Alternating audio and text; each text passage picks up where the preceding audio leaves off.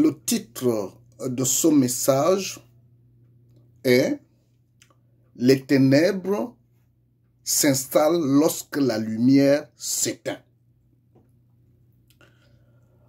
Bien-aimés dans le Seigneur, depuis plusieurs années, de nombreux changements s'opèrent dans un grand nombre de pays de la planète. Ces multiples bouleversements affectent nos sociétés qui deviennent de plus en plus immorales. La tendance pour les enfants de Dieu est de monter sur les tribunes pour essayer de ramener à l'ordre les autorités politiques responsables de ces abominations. Ce qui est d'ailleurs encourageant, mais est-ce que le peuple de Dieu questionne la santé de l'Église de nos jours pour se rendre compte que les ténèbres s'installent parce que la lumière que représente le corps de Christ s'éteint? La parole de Dieu ne dit-elle pas dans Matthieu chapitre 5, verset 14, que les enfants de Dieu sont la lumière du monde? Alors, bien-aimés dans le Seigneur, si cette lumière s'éteint, que deviendra le monde? Est-ce que ce n'est pas ce que nous voyons en ce moment? Il est vrai que ces faits témoignent de la fin des temps, comme le dit le Seigneur dans Marc chapitre 13, verset 14, nous lisons la parole de Dieu. Lorsque vous verrez l'abomination de la désolation établie là où elle ne doit pas être, que celui qui lit fasse attention, alors que ceux qui seront en Judée fuient dans les montagnes. Toutefois, bien-aimés dans le Seigneur, si nous prenons le cas des nouvelles dispositions qui affectent la vie conjugale en inversant les rôles des membres de la cellule familiale, comme le disait bien un homme de Dieu, la répartition des rôles dans la cellule familiale ne met pas en cause l'égalité entre les membres d'une famille. Les membres d'une famille sont tous égaux devant le Seigneur. Sur le plan constitutionnel, il est vrai que je ne m'y connais pas très bien. Dans la séparation des pouvoirs, le pouvoir exécutif a un rôle à jouer. Le pouvoir législatif a le sien, tout comme le pouvoir judiciaire. Tous ces pouvoirs sont établis pour le meilleur fonctionnement d'un État. On peut certes inverser les rôles des différents pouvoirs seulement quand la Constitution l'autorise. Il en est de même pour le meilleur fonctionnement de la cellule familiale dans laquelle chaque membre a un rôle à jouer. Il peut arriver qu'en cas d'empêchement, un membre puisse jouer le rôle de l'autre. À maintes reprises, il est arrivé que mon épouse me représente à plusieurs endroits, lors de grandes cérémonies. Je sais que cela a choqué certaines personnes qui auraient voulu me voir moi-même. Mais elles se trompent, car celui qui voit mon épouse me voit. Il faut que ceux qui me côtoient le sachent, le comprennent. La Bible ne dit-elle pas dans Marc 10, du verset 7 au verset 9, lisons par exemple ce passage. C'est pourquoi l'homme quittera son père et sa mère et s'attachera à sa femme. Et les deux deviendront une seule chair. Ainsi, ils ne sont plus deux, mais ils sont une seule chair. Que l'homme donc ne sépare pas ce que Dieu a joint.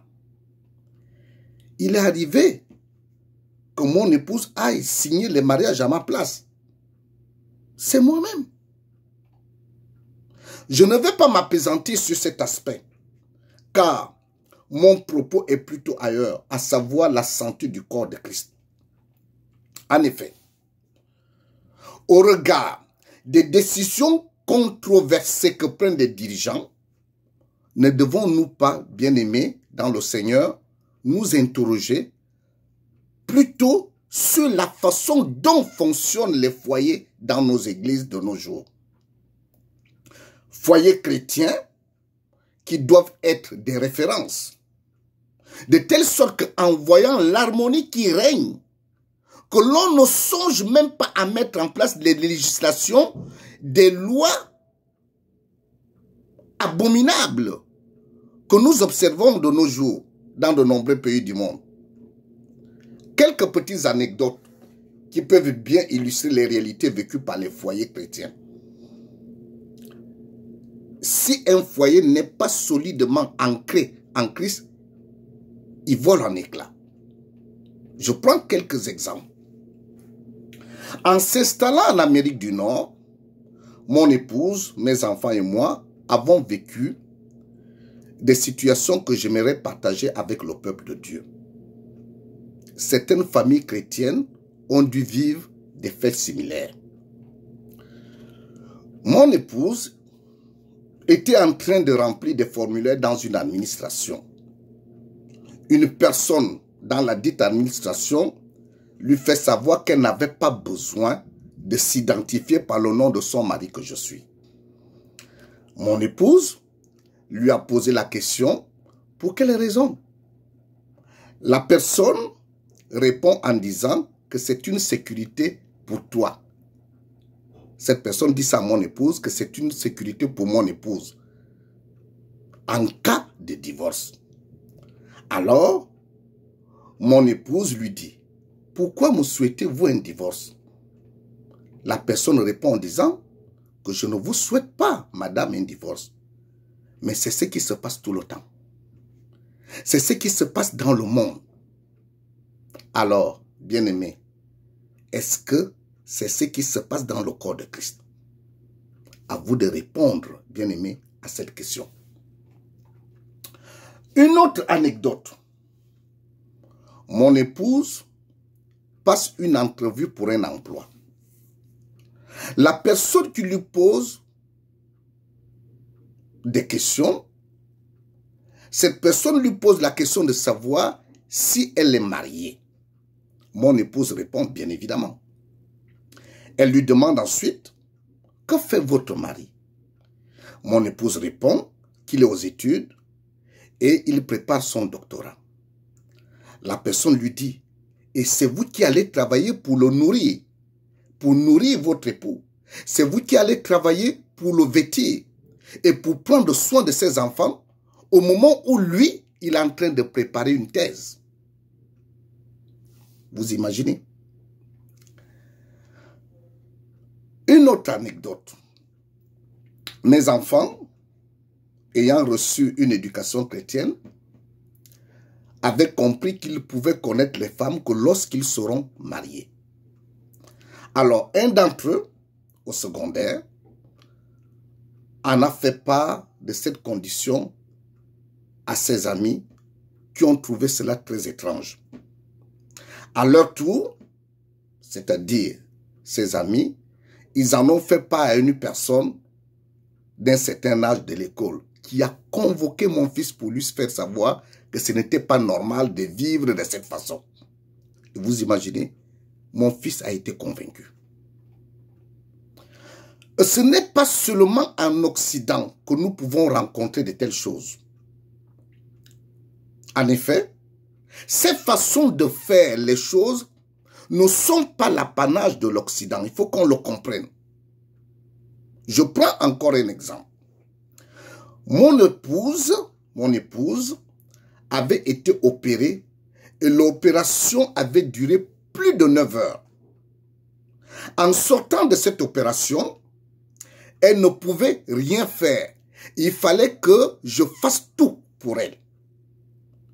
Fonctionnaire à l'époque, j'ai demandé à mon administration d'origine de me libérer pour 3 mois environ pour prendre soin de mon épouse. Un responsable de l'administration réplique en me disant: comment devrais-je prendre soin d'une femme qui, après sa guérison, sera dans les bras de quelqu'un d'autre? Vous imaginez? Des situations que nous, vous, enfants, fils, filles de Dieu, vous pouvez vivre. Et si votre mariage n'est pas ancré en Christ, il vole en éclats. Alors, comment Dieu conçoit la relation entre un homme et sa femme dans la nouvelle alliance? Nous, fils et filles de Dieu, nous devons le vivre pour éclairer le monde, parce que nous sommes la lumière du monde. Je vais revenir sur un aspect bien spécifique. Contrairement à ce que nombreux peuvent penser, ce ne sont pas les gouvernements qui ont établi l'égalité entre l'homme et la femme. En le faisant, sans peut-être le savoir, les gouvernements s'inspirent de la parole de Dieu. Dieu n'a jamais établi une différence entre l'homme et la femme.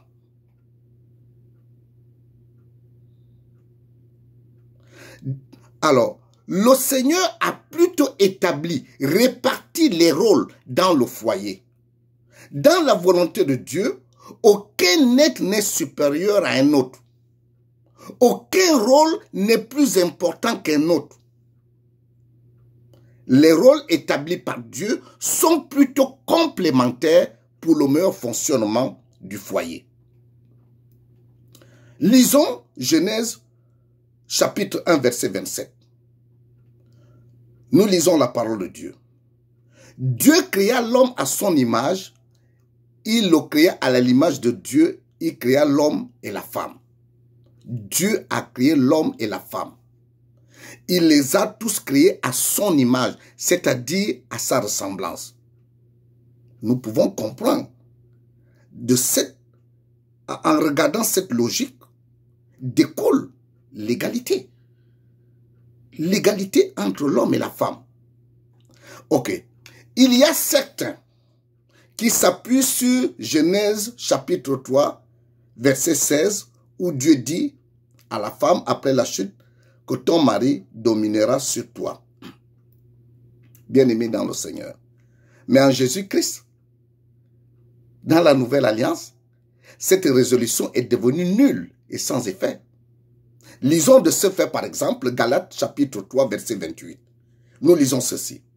Il n'y a plus ni juif, ni grec, il n'y a plus ni esclave, ni libre, il n'y a plus ni homme, ni femme, car tous vous êtes un en Christ.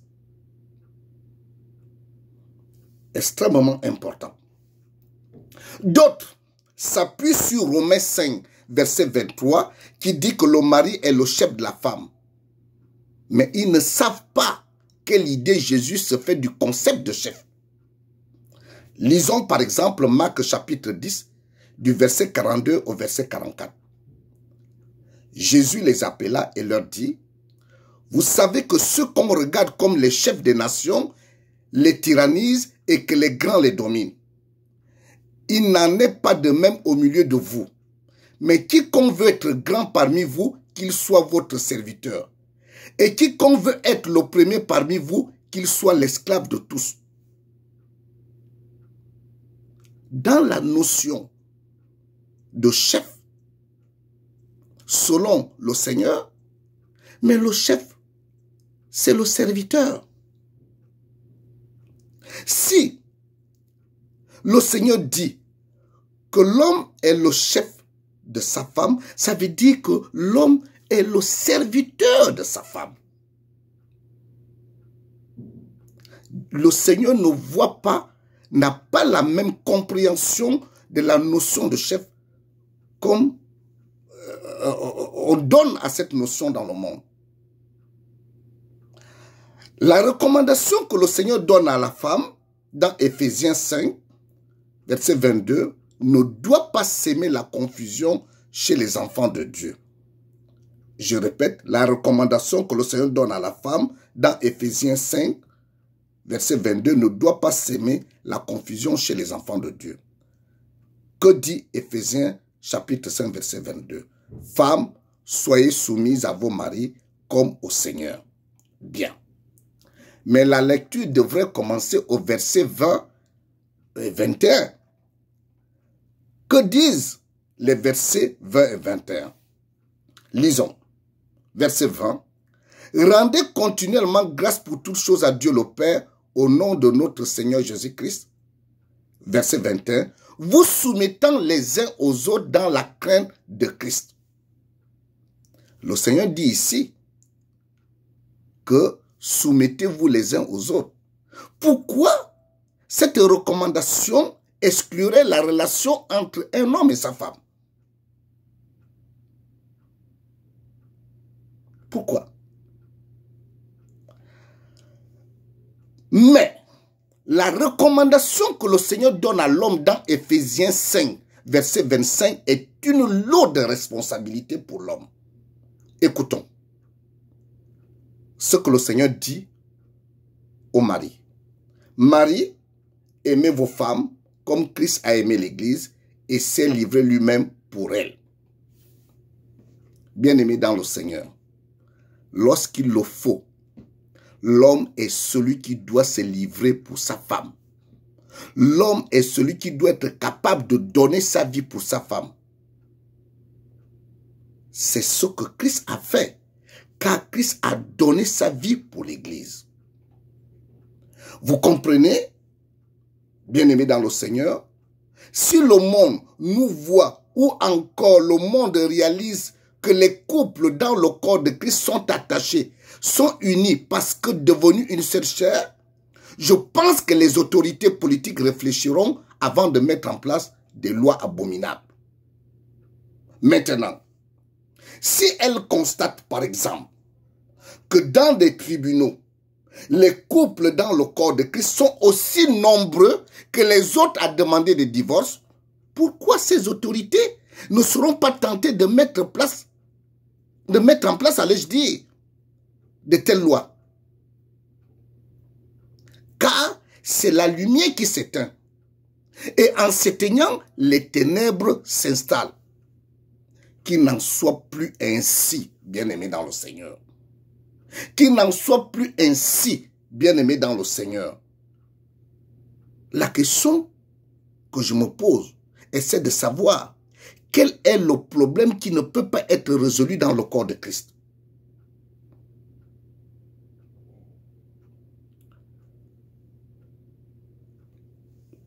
La lumière, quand elle s'éteint, ce sont les ténèbres qui s'installent. Les enfants de Dieu que nous sommes, les fils et les filles de Dieu que nous sommes la lumière du monde. Si cette lumière s'éteint, ce sont les ténèbres qui vont s'installer. Que la grâce du Seigneur Jésus-Christ, l'amour de Dieu et la communication du Saint-Esprit soient avec vous tous. Amen.